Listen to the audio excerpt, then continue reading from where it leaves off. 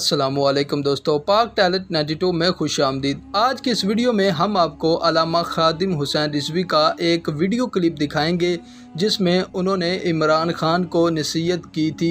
अगर इमरान खान उस नसीहत पर अमल करता तो ना सिर्फ पाकिस्तान बल्कि पूरी उम्मत मुस्लिमा का अजीम लीडर बनकर सामने आता। आप जानते हैं कि नवाज शरीफ ने किस तरह मुमताज़ हुसैन कादरी को फांसी दी थी, जिसके फ़ौरन ही बाद नवाज शरीफ की हुकूमत का तख्ता उल्ट गया और आज हालत ये है कि नवाज शरीफ अपने ही घर नहीं आ सकता।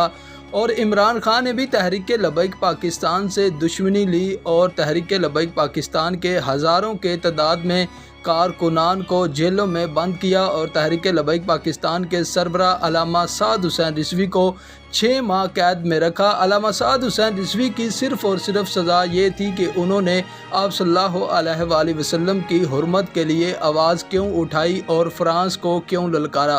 तो नाज़रीन, आए आपको अल्लामा खादिम हुसैन रिजवी का वीडियो दिखाते हैं। तेरे को कोई काम नहीं होना, काम होने का एक ही तरीका है, जे कलमा पढ़े तो फिर हुजूर दे दीन दे मुताबिक चल।